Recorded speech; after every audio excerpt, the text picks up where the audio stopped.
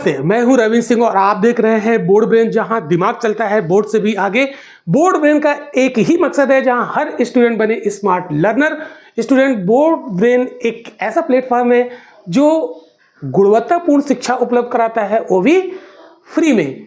तो आज की क्लास में हम लोग पढ़ेंगे अपरिमेय संख्याओं का पुनर्भ्रमण, और ये कक्षा 10 के लिए मैथमेटिक्स का चैप्टर नंबर 1 है। इसके पहले 2 वीडियो और पढ़ाए जा चुके हैं 2 वीडियो में, तो उसको आप देख लीजिएगा जिसने ना देखा हो। उन वीडियो का लिंक इसी वीडियो के एंड स्क्रीन में दे दिया गया, वहां से आप देखेंगे, उनको देखेंगे, इसके बाद इस पे आएंगे तो आपको बहुत समझ में आएगा। तो क्लास 10th में अपरिमेय संख्याओं से जो हमारे क्वेश्चन आते हैं वो कैसे आते हैं, जैसे ये प्रश्न में लिखा है एक एग्जाम्पल, √2 एक अपरिमेय संख्या है, ये सिद्ध करना है, ऐसा प्रश्न पूछा जाएगा। Prove that √2 is a irrational number, ठीक है। और एक और टाइप का आता है इसी में, उसको भी प्रूव करना होता है, एक नंबर दे दिया जाएगा, उसको हम अभी करेंगे, लेकिन पहले हम इस टाइप का देखते हैं। तो ये तो हमें पता है कि √2 एक अपरिमेय संख्या इरेशनल नंबर है, ये हम पिछले वीडियो में सीख चुके हैं, लेकिन हमें सिद्ध करना है तो पूरा सॉल्व करके बताना पड़ेगा, प्रूव करके बताना पड़ेगा। ये क्वेश्चन बहुत इंपॉर्टेंट है, पक्का आता है बोर्ड एग्जाम में, ध्यान से समझ लेना पेशेंस के साथ, आपको कभी मतलब ये भूलोगे नहीं। तो देखो इसमें हमें क्या करना है, एक्चुअल में 1 मिनट इसको हम इतना रब कर देते हैं।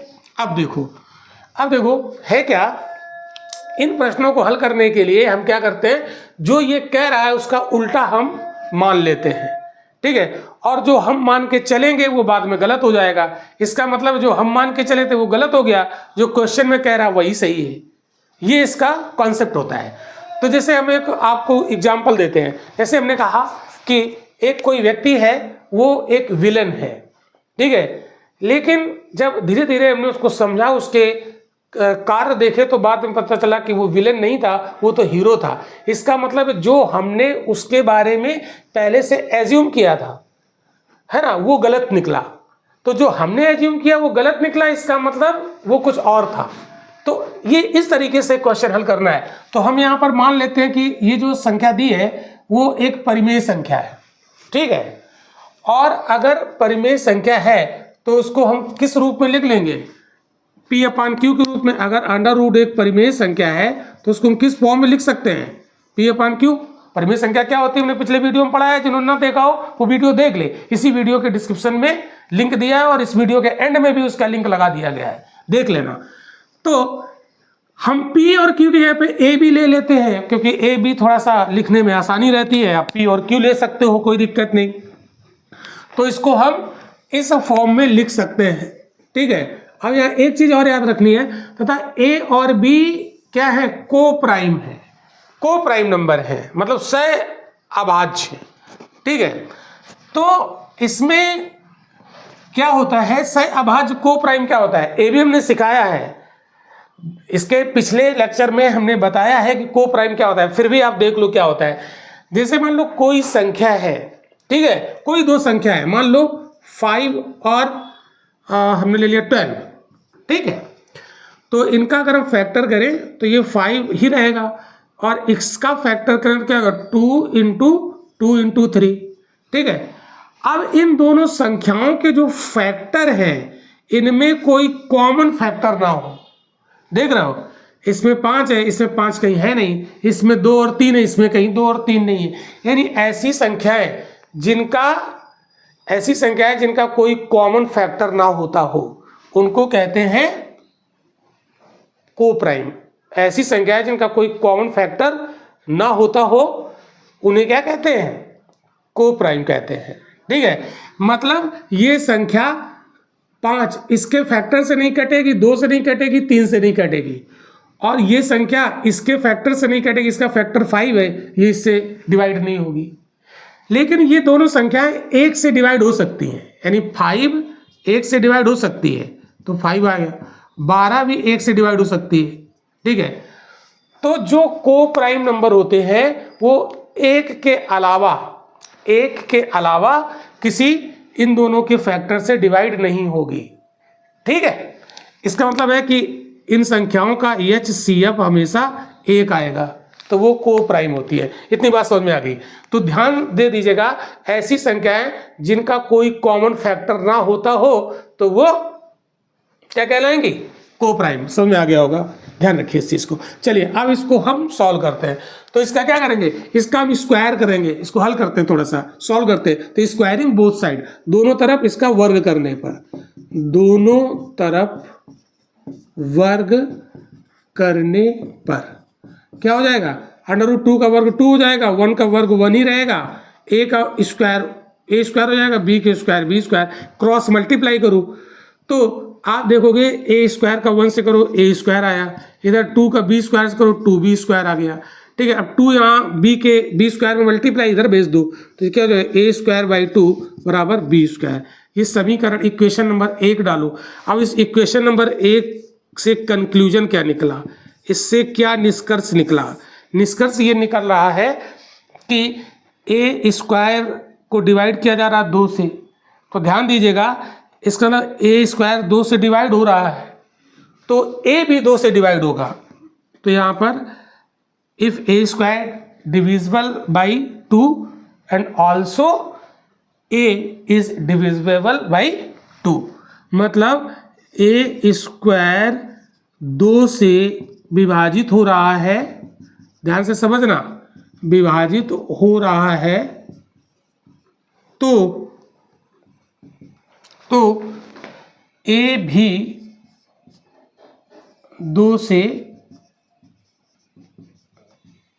विभाजित हो जाएगा।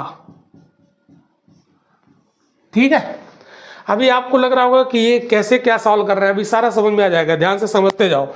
तो जैसे मैंने लिखा a स्क्वायर 2 से डिवाइड हो रहा है तो a भी 2 से डिवाइड होगा क्या, बिल्कुल। देखो जैसे अगर a स्क्वायर है तो a स्क्वायर अगर 25 है, समझना ध्यान से, ठीक है, या यहाँ पर हम कुछ और ले लेते हैं, यहाँ पर हम 4 ले लेते हैं, a स्क्वायर बराबर 4 है, ठीक है, तो a स्क्वायर बराबर 4 है तो ये 2 से डिवाइड हो गया, तो a स्क्वायर 4 है तो a 2 हो जाएगा, तो a भी 2 से डिवाइड हो गया।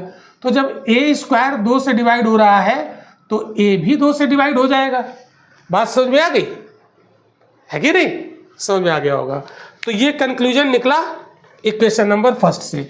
अब आप देखो अगर a 2 से डिवाइड हो रहा है तो इसका मतलब है कि माना यानी लेट a बराबर 2 है, ठीक है, अगर a 2 से डिवाइड हो रहा है तो a 2 होगा तभी तो 2 से डिवाइड होगा, अगर a 4 है तो भी तो डिवाइड हो जाएगा, ठीक। तो इसका मतलब है कि हम a बराबर 2c कर दें, इसके साथ कुछ हम जोड़ दें, ठीक है, तो a बराबर 2, c की जगह पर कुछ भी हो सकता है, c की जगह पर 1 2 है ना 3 4 ऐसे कुछ भी हो सकता है। अगर 1 होगा तो a बराबर 2 ही रहेगा, अगर यहाँ c 2 होगा तो क्या हो जाएगा, 2 इंटू 2 बराबर 4 हो गया, अगर यहाँ c 3 हो जाएगा तो क्या हो जाएगा, a बराबर 2 इंटू 3 बराबर 6 हो जाएगा, ठीक है।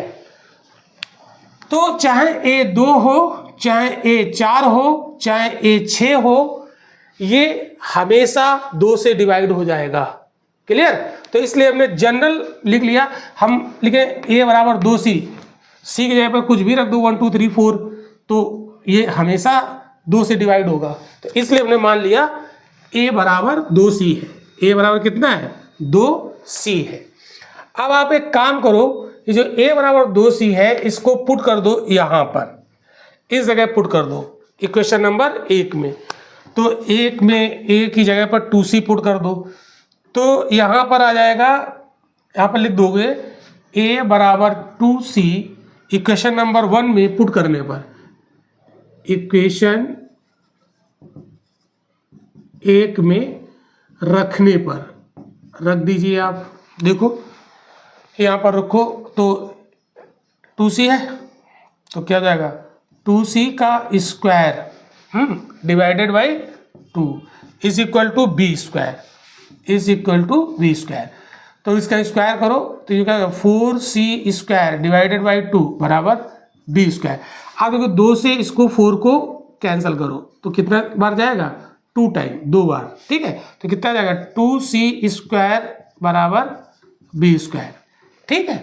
अब आप देखो ये c स्क्वायर अगर हम निकालेंगे तो ये कितना हो जाएगा सी स्क्वायर के साथ 2 का मल्टीप्लाई है तो 2 को उधर भेजोगे तो बी स्क्वायर बाई 2 हो गया, बी स्क्वायर बाई 2 हो गया। तो यहाँ पर अब क्या कंक्लूजन निकला, ये इक्वेशन नंबर 2 डाल दो, ये इक्वेशन नंबर 2। तो इक्वेशन नंबर 2 से क्या कंक्लूजन निकला, कंक्लूजन क्या निकला भाई, क्या कंक्लूजन निकला इक्वेशन नंबर 2 से, ये जो बी स्क्वायर 2 से डिवाइड हो रहा है तो बी भी 2 से डिवाइड होगा। तो इसका कंक्लूजन कि बी स्क्वायर 2 से विभाजित हो रहा है, विभाजित हो रहा है, तो बी भी 2 से विभाजित होगा, डिवाइड होगा, है ना, विभाजित होगा। क्लियर। तो हम कंक्लूजन एक ये यहाँ पर निकाल लेते हैं और कंक्लूजन 2 यहाँ पर निकाल लेते हैं। इसका मतलब ये हुआ कंक्लूजन 1 और 2 को मिला दो। कंक्लूजन 1 क्या कहता है, ए 2 से डिवाइड होता है, और कंक्लूजन 2 क्या कहता है, बी भी 2 से डिवाइड होता है। तो दोनों कंक्लूजन को मिला के लिखो, क्या लिखोगे, ए और बी 2 से विभाजित होता है, 2 से विभाजित होता है। अब हमें ये बताओ, जब ए और बी 2 से विभाजित होगा, ए और बी 2 से विभाजित होगा, तो क्या ये को प्राइम नंबर रहे? को प्राइम नंबर का कोई भी कॉमन फैक्टर नहीं होता है, और यहाँ तो कॉमन फैक्टर 2 निकल आया, मतलब 2 ए को भी विभाजित कर रहा है और बी को भी विभाजित कर रहा है। इसका मतलब है 2 ए का भी फैक्टर है और 2 बी का भी फैक्टर है। इसका मतलब क्या है कि जो हमने माना था ए और बी को प्राइम है, ये को प्राइम नहीं है, और जब ये को प्राइम नहीं है तो √2 को ए अपॉन बी के रूप में नहीं लिख सकते हैं, ठीक है। और जब √2 को ए अपॉन बी के फॉर्म में नहीं लिख सकते हैं तो इसका मतलब सिद्ध हो गया कि √2 परिमेय संख्या नहीं है, अर्थात वो अपरिमेय संख्या है, इर्रेशनल नंबर है। ये बात आपको समझ में आई? समझ में आई तो आप एक थंब भेजिए, लाइक करिए और चैनल को सब्सक्राइब करिए और बेल आइकन जरूर प्रेस कर लीजिएगा, ताकि जब भी हम कोई नया वीडियो डालें सबसे पहले आपको उसकी सूचना मिल जाए और आप उसका लाभ उठा सकें, ठीक है। एक बार कंक्लूजन फिर से देखो, फिर से मैं बता देता हूं। देखिए, ए और बी के का कॉमन फैक्टर है 2, क्योंकि 2 से डिवाइड हो रहा है, और हमने यहां पर क्या कहा था कि ए और बी को प्राइम है, इसका मतलब इनका कोई कॉमन फैक्टर नहीं होता है। इसका मीन्स क्या हुआ, इनका मीन्स हुआ ए और बी का कोई कॉमन फैक्टर यानी उभयनिष्ठ गुणनखंड कॉमन फैक्टर नहीं है, ठीक है। इसका मतलब तो ये हुआ, तो कोई संख्या अगर को प्राइम है तो इनका दोनों का कोई कॉमन फैक्टर नहीं होगा। लेकिन यहां जब हमने इसको सॉल्व किया तो यहां तो ए और बी का कॉमन फैक्टर निकल आया, मतलब ए 2 से विभाजित होती, बी भी 2 से विभाजित होती। इसका मतलब जो हमने माना था वो गलत माना था, ये तो कंट्राडिक्शन आ गया। तो आप क्या कहोगे, क्या कहोगे कि ए और बी चूंकि को प्राइम हमने माना था, लेकिन ये इसके कॉमन फैक्टर निकल आए हैं, मतलब ए और बी दोनों 2 से विभाजित हो रहा है, इसका मतलब इसका कॉमन फैक्टर है, इसलिए ए और बी को प्राइम नहीं हो सकता। ये एक कंट्राडिक्शन है, इसलिए √2 को ए अपॉन बी के फॉर्म में नहीं लिखा जा सकता, और जब इसको ए अपॉन बी के रूप में नहीं लिखा जा सकता तो ये परिमेय संख्या नहीं है, और परिमेय नहीं है तो फिर ये क्या है, अपरिमेय है, मतलब इर्रेशनल नंबर है। ये प्रूफ हो गया।